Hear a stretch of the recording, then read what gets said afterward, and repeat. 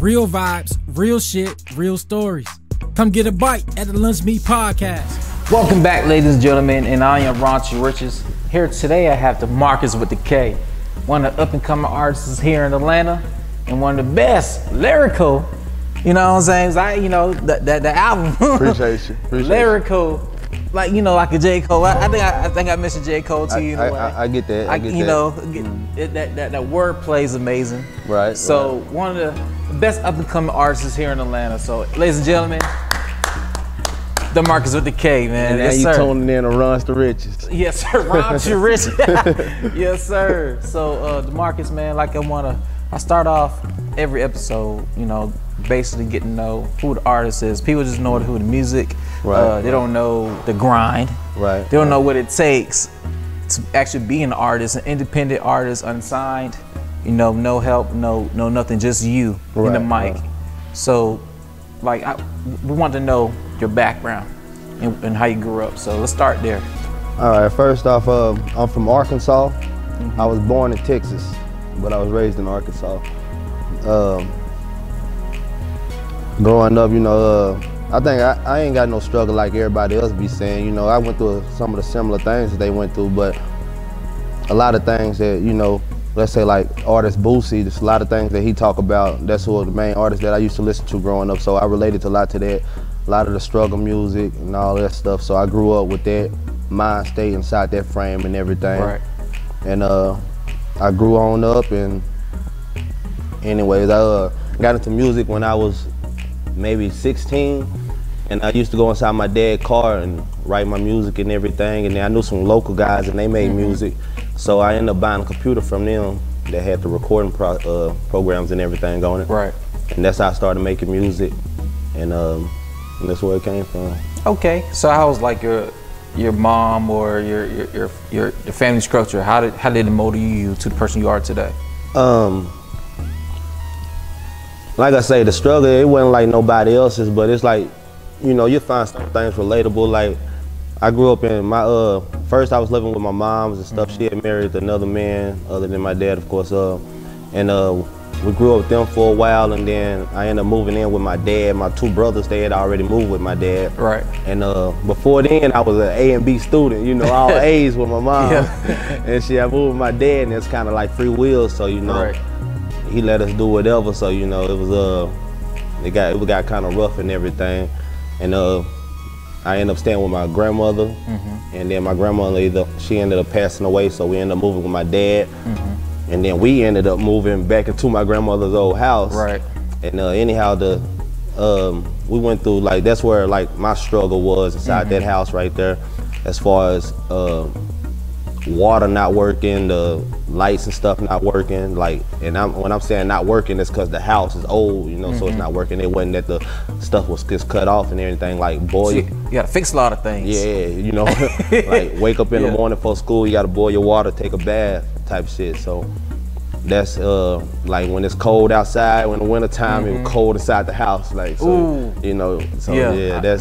That's like where my struggle came in at. And like I said, I was listening to a lot of Boosie and stuff, so that shaped my mind frame.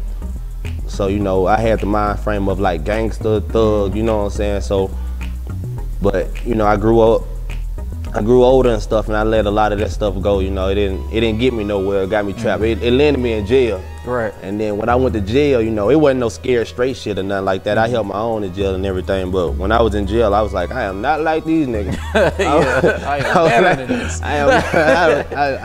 I'm sitting in there, I'm like hearing people say that this they second, third time come. I'm like, I am never coming back. But anyway, my first time going to jail, I went for 9 months. And I didn't go to the pen or nothing, I just hit the county. But they transferred me between 3 different jails though. And yeah, I was like, nah, that ain't for me. But anyhow, I got out and I still was making a little gangster music and everything. And I had switched my name. At first I was going by MC McClure. And I made 300 something songs like that. And I still got most of the songs. Right. I lost a couple of them when I went to jail. MC McClure, why MC McClure? My name Demarkus McClure, so MC Clear off the last name. Right. I had that since I was 16 to maybe 23. And then I switched to Oscar DeGaran. That was just a short phase. I was just... What is it? It was short phase. Oscar. It's like the boxer, like the boxer Oscar De La Hoya. Oscar De La Hoya. Yeah. Oscar De La Hoya. It sounded like a drug kingpin name to me. So that's why I was like Oscar DeGaran. And I was like, okay. And I had a whole different style rapping on there. But I was like, you know what?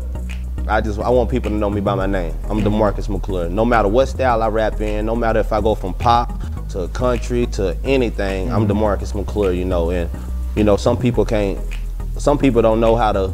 Some people think that you lying if you do some gangster music and then you go over here and do a love song, or you know, saying like they don't know somebody who can master all these qualities and everything. But yeah, I do all type of music, but yeah, that's what it was. Okay, you're right about that, because you know how like say you come in the game, your first breakout song was Shoot the Club Up. Yeah, so, you know what I'm saying? Now everybody looking at you like you supposed to be the guy who make that type of actually do those actions all the time, right? Right. Then now you're the people who want to see more of that want you to make that more type of music, but deep down inside, you know, I ain't this type of guy. That was a hit that blowed up. Oh, and that just might be like a vibe sometimes. Like one thing I don't get at all is how like people look at people do something like that and they expect like when you out with your kids, or if you like out just chilling somewhere, like how am I supposed to be looking if I'm being gangster right now? Like, you know what I'm saying? And one thing about me, I ain't saying I don't say I'm on no gangster shit. I don't say I'm doing no gangster shit or nothing like that. I don't call myself no gangster or nothing like that. Certain things that I do, other people label as like they say it's some gangster shit or something, but I don't think. I'm just being me. That's it.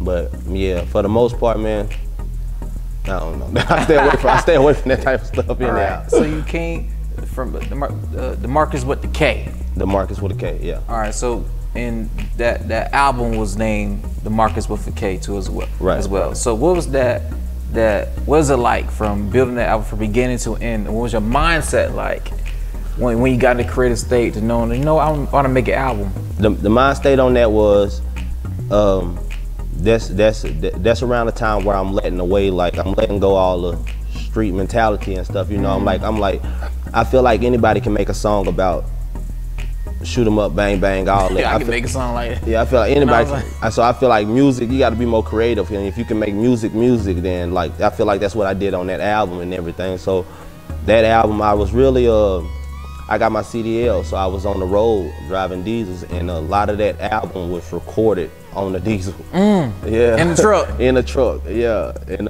so how you set up your equipment inside the truck then? How was that set up? I had a laptop, I had a cheap microphone, but I got a good quality out of everything because I sent it to my partner to master it and everything. But yeah, a lot of that album was recorded on the road, really.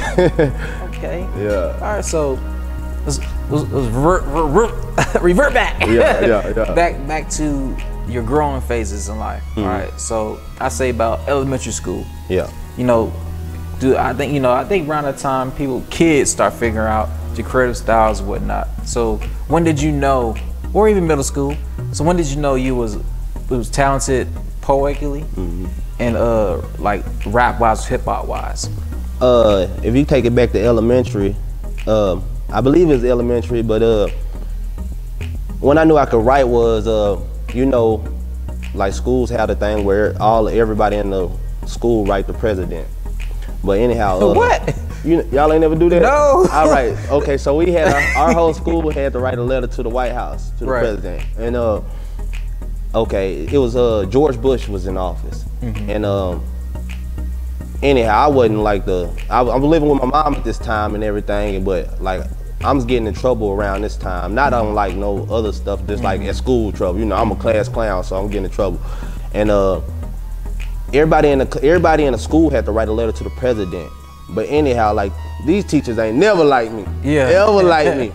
But anyhow, I was the only one who got a letter back, like out of the whole school. And my mom, she still got this letter to this day. They sent pictures and everything. But I was the only one who got a letter back. And they called me to the office. This is the same office they don't paddle me in. Like this is like, you know what I'm saying? Like I'm talking about announced it on the intercom. And everything, but that's when I knew I could write and everything. Like, and I don't even remember why I just wrote in the letter or nothing, but that's when I knew I could write. as far as like getting to music, that was years later. That was like a lot of years later. And when did it start? What age were you? I'm gonna say about maybe 16. Yeah, maybe 16. I probably recorded my first song. What was your first song like? Oh, it was garbage. It was Do you remember the words? Can you make it rain? And when I say I repeated that like the whole song, that was my song. And I thought it was hard. I think I had it on cassette or something. I put it on something and I had it bumping. On the school bus, that was my only song I was playing. I said, I'm hard, boy. Yeah. It was garbage. Hey, it was garbage. It was Can you make it rain, rain? That's all I was saying. Yeah. That's it. What the beat was to?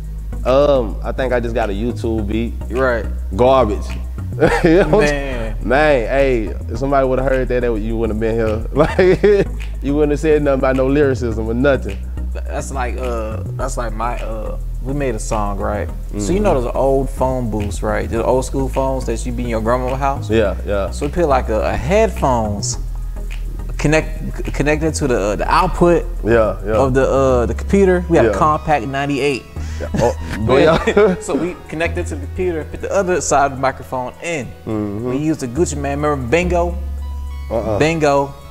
No, what's that Gucci? Yeah, that was Soulja Boy Bingo. I think I know what you're talking about. So it would have like check out my earring, check out my Glock, man, check out my diamond wrist, check out my watch, man, check out.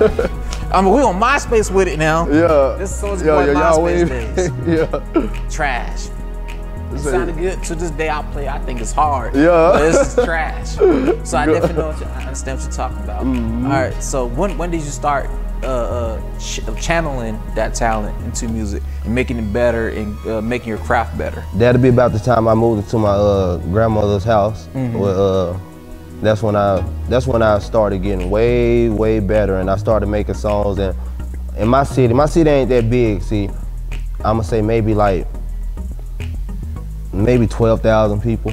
Could be a little bit more, could be a little bit less. But anyhow, I started passing out my CDs. My dad was passing out my CDs, and then I could be walking down the street or something, cause I ain't had no car. I'd be walking down the street or something, and then like somebody might pass by and they'd be like, boy, that shit hard or something. And I'd be like, damn, this shit getting on now. Yeah, and then that's about the time. And I was getting way better at it, but I was just going in the wrong direction. Like I said, I was listening to heavy gangster music and stuff, so that's like all the music that I wanted to make.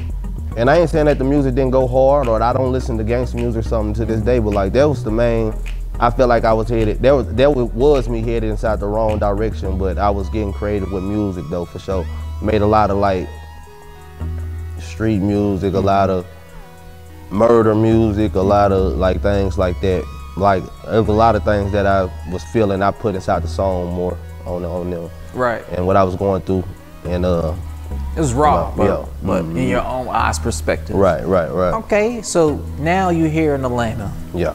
All right, so when I first met you, do you want to explain to everybody how I met you and everything? Yeah. Well, I met Ron the Richest. I had got a job in Lithia Springs. I'm not even sure what the job is, but anyhow, I got a job, and Ron was one of the cool people, the only cool person there. Ron was the only. Was cool, but I was cool too. Yeah, Ron was the only cool person there. But anyhow, you know, just cool guy. You know what I'm saying? Tell you got a good heart and everything. So you know you ain't got no bad intentions. So, and we end up chopping it up. And he do his podcast and everything, and I make music. So you know, it was right we connect on that and everything. And during when I moved to Atlanta, I was living in my car. I moved up here because I got a daughter. And her mama moved up here like a year before, and you know I was traveling up here to come see my daughter, and it was getting pricey. So I was like, let me go ahead and move on up here. But yeah, I moved up here with nothing, and I came up now though. Okay, yes you did. You know what I'm saying? And like I remember, it was like a night the first night I was listening to music all night. Yeah. Genuinely listen to the music and tell them what I think and everything. So that was important to me. So then you moved to Atlanta. You know, you're here in Atlanta now. So what you doing now? What do people expect you to see in the future? Right now, I'm preparing for the summer. Like, I'm kind of staying behind the scenes. I'm recording music and everything, but I'm preparing for the summer. It's the same anywhere I go, I feel like. Just hit the streets real hard. Like, I don't really depend on nobody else to get my music out. And I don't depend too much on paying for advertisement like on Facebook and all that stuff, because I want to make sure that my dollar going to the people. So I'm more like a hand-to-hand person. So I'm preparing for the summer so I can approach people. Hopefully this corona down off. It is dying down, but it needs to go ahead and get killed. Get away. Get rid of it. And yeah, I'm just gonna hit the streets real hard. That's what I got planned for Atlanta right now. And I plan on doing a lot of traveling and everything, but yeah, I'm in a spot right now. Atlanta, what's popping at right now. Oh, it's amazing. Chocolate City, new Chocolate City. Anyway, Black Hollywood. Black Hollywood. Yeah. So what's some new music or some new projects that people should look out for? I just released in like February, I released a EP, it's called Ironic Icon. I got a new CD about to come. I ain't got no name for it or anything. I'm still working on the beats and everything, but it'll be ready for this summer. It's gonna be an album. I can go ahead and say that. It's gonna be an album for sure, but everything, and when you listen to my music, everything is like if you look up my bio or anything, it's gonna say this is Demarkus McClure music, because from everything, the vocals, I wrote it, I made the beats, I produced it, mastered it, everything. I did it all. This is Demarkus McClure music, so yeah, that's what I got planned. So you know, ladies and gentlemen, where can they find your music though? You can find my music on anywhere you want. Anywhere that you can find Lil Wayne, J. Cole, anywhere. And when I meet you rappers, and y'all be, when I meet you people and y'all say y'all rappers, cause I say I make music, and y'all ain't got y'all music out on anything, you look very unprofessional. Don't even say you're a rapper. Don't even say you make music if you ain't got it out in 2021. Put something out. But yeah, you can find my music on Spotify, iTunes, it's everywhere. It's like I got it out. It's everywhere. And hopefully I'll be in the video before I leave now. For sure. I just want to be back there just jigging, huh? I don't shot some music videos before, but I really ain't released none yet. So yeah, you should definitely be in one. And right now, we about to do a freestyle. We're gonna bust a freestyle for you. We're gonna see everybody. Not right now, but we're gonna go outside with it. Okay. And people gonna see your art, what you can do. You know what I'm saying? So raw talent. So ladies and gentlemen, this is Demarkus with a K. I am Ron the Richest, and this is your zone. True. Appreciate you for having me, bro. Thank you. Appreciate you, dog. Yes, sir. Wait a minute. Only right, I haul the game from that natural state. Now tell a hater, shut it up and eat the cake in the May. I take it straight with no chase and make the Stevie J face. Let the world get a taste and leave the scene without a trace. Man, I'm the coldest, everybody knows it. Lynn Shark, rebel motherfucker on my old miss. Man, this don't make no sense. How the hell he do that? Born in the Lone Star, gotta chop and screw that. I'm a king like ATL, this ain't no T.I. this. But like Tip, I got the world bumping my shit. And niggas feel me like a young Jeezy ad-lib. A headache to the game, take an Advil. Real vibes, real shit, real stories. Come get a bite at the Lunch Meat Podcast.